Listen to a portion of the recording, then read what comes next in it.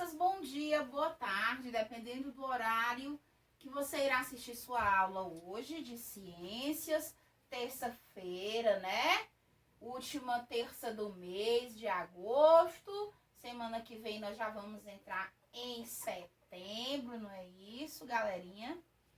Então, hoje a gente vai falar sobre o assunto do solo,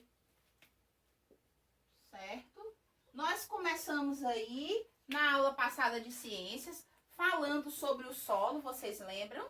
O que era o solo? Aí a gente teve a abertura da unidade, né, da garotinha perguntando que chão é esse, né? Que era um chão cheio de pedrinhas coloridas, de uma praia localizada lá nos Estados Unidos. E a gente hoje continua com o assunto solo, na página 92 e 93, ok? Então vamos lá acompanhar.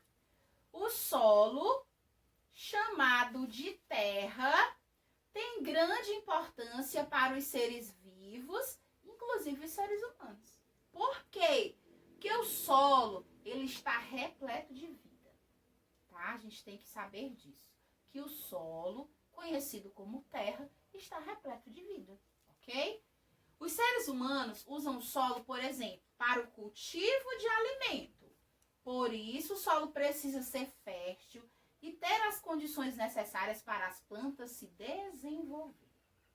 Em geral, solos com pouca quantidade de matéria orgânica, né? O que é a matéria orgânica? É o resto de vegetais, certo? O resto de animais, o resto de seres vivos que habitam no solo. A minhoca que morreu, ali ela vai se tornar adubo na própria terra. Aquela terra vai ser mais fértil e vai facilitar com que o alimento seja produzido com mais rapidez, né? Com melhor qualidade, tá? Quanto mais fértil for a terra, né? Melhor de se plantar, que o solo tenha mais vida, mais facilmente o que você plantar vai germinar ali naquele local, tá? Em geral, solos com pouca quantidade de matéria orgânica, secos ou que ficam facilmente alagados, não são favoráveis ao crescimento das plantas. Então, se o local ele for muito molhado, o que você plantar ali não vai se desenvolver. Ou, se ele for muito seco, também o que você plantar não vai desenvolver, tá? Então, a terra ela tem que ter o preparo adequado para se plantar o que você deseja colher futuramente. Até mesmo aquela experiênciazinha do feijão, se você não souber fazer direitinho, ele não germina, né? Assim é o solo. Então, ali o feijão, o algodãozinho é como se fosse o solo. Se você fizer a germinaçãozinha direitinho, o seu feijãozinho vai brotar. Do contrário, ele não vai brotar, certo? Então, vamos lá. Hashtag se liga. Aprendendo a plantar, de Carlos Aquiles Siqueira, editora Nobel. Nessa obra, você vai conhecer muitas informações sobre plantas. Como elas nascem, de quanta água elas precisam, que tipo de adubo deve ser usado. Então, vamos acompanhar aqui como o solo é formado, na página 93. Todo mundo abre o livro na 93? Ótimo, então vamos lá. Nós começamos com um questionamento. O que você tem para contar? Será que há milhões de anos o solo desta praia já era como vemos na fotografia? Que fotografia? Essa aqui, ó. Vocês vão encontrar aí no livro de vocês esta fotografia. Certo?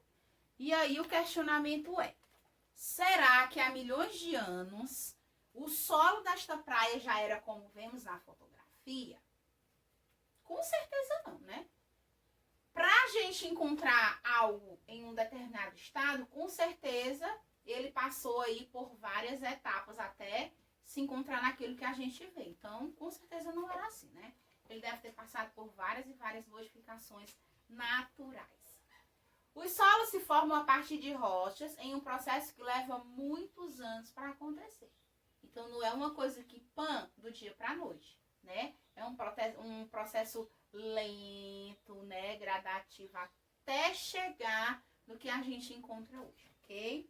Aí é uma praia com rochas lá em São Paulo, né, em Morro de São Paulo, Cairu, Bahia, tá? É na Bahia. Essa foto aí é do ano de 2016. Hashtag se liga. O Solo e a Vida, de Rociclé Martins Rodrigues, editora Moderna. Né? O nome do livro aí, onde você pode pesquisar aí na internet, né? Outras imagens, tá? Continuando na 94. De modo geral, a formação dos solos segue essas etapas. 1.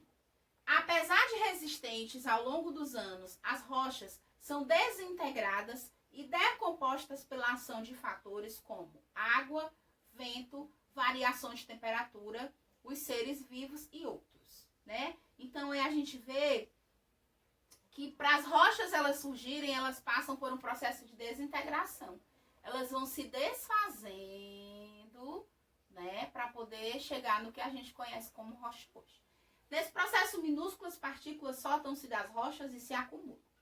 Seres vivos se desenvolvem no solo recém-formado, modificando e fazendo parte da sua composição. Com o tempo, a rocha que deu origem ao solo continua a ser desintegrada e decomposta. Assim, o solo é composto de partículas da rocha que formou, matéria orgânica, água e sal. Então, olha só. Eu não entendi nada do que a senhora falou. O nosso livro vem mostrando aqui essa imagem, certo? Onde ele vem aqui apontando a rocha, que vem se desintegrando, ó, se desfazendo ao longo do tempo. E essas partículazinhas dessa rocha, elas vão gerando solo, que é essa partezinha daqui, certo? É isso que a tia acabou de explicar, tá? As rochas aqui vão se desintegrando, ó. Estão vendo aqui o tamanho? Vai se desfazendo, tem tamanhos menores, tem tamanhos maiores.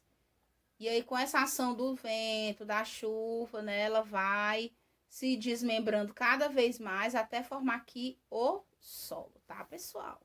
É isso que eu estou querendo dizer para vocês. Vamos lá, continuar aqui para finalizar nossa aula. O solo natural pode ser modificado pela ação humana na construção de estradas e ruas. Por exemplo, ele pode ser recoberto de concreto ou de asfalto. No caso aí, nós temos aqui na 95 as fotografias, né, sobre a cobertura do solo com concreto e asfalto. O Pirambu, a gente sabe que é um bairro localizado aqui na área litorânea, pertinho da praia. A gente sabe que o nosso bairro, o Grande Pirambu, eram morros, né, era só areia, era dunas. E aí tudo isso aqui foi aterrado, foi posto o calçamento, que eram pedras bem grandes, né?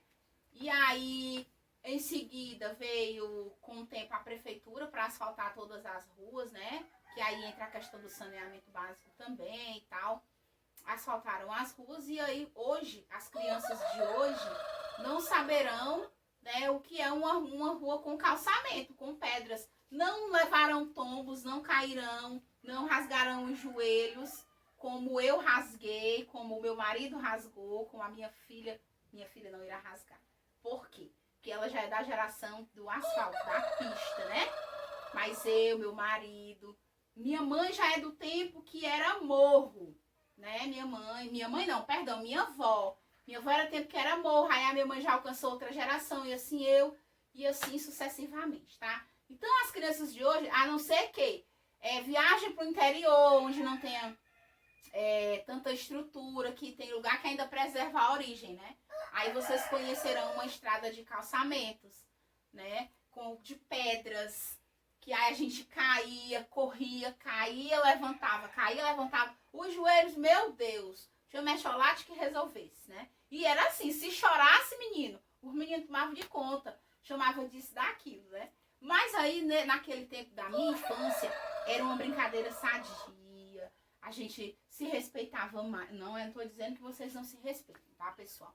Mas a gente sabe que a infância do nosso vô, a infância do nosso pai, da nossa mãe, a nossa, então são coisas bem diferentes, de épocas bem diferentes, que aí tem assim história pra contar. Você tá com o seu avô, com a sua avó. Poxa, avó, me conta aí como era a rua no tempo que a senhora era criança. A senhora brincava de quê? De guisado? Brincava de pedrinha? Brincava de elástico? Porque a gente sabe que a maioria das crianças hoje estão voltadas aí pra tecnologia, né? Então a maioria dos brinquedos aí robóticos, carrinhos eletrônicos e tal. Mas ainda existem pais que prezam pelos brinquedos artesanais, carrinhos de madeira, né? Bota o menino pra jogar bola mesmo, né? Não deixa tanto tempo na frente do celular, tá, pessoal? Então vamos lá. Aí aqui finaliza com a página 95, onde a garotinha diz: o solo é formado de asfalto, concreto, rochas e restos de animais e vegetais mortos. E a Juliana fala: o solo é formado por pedacinhos de rochas, água, gases, seres vivos e restos de seres vivos, né? Qual dessas meninas está falando corretamente? Será que é a Renata ou será que é a Juliana? Pra gente saber quem está aí com a razão no diálogo é a Juliana, tá? E na letra B você vai escrever o que a Juliana poderia dizer contra a afirmação de Renata. Ela vai aí questionar, se impor e mostrar que a verdade dela, né, é a que está correta. Tá certo, pessoal? Então, por hoje é só. Até a nossa próxima aula. Beijo.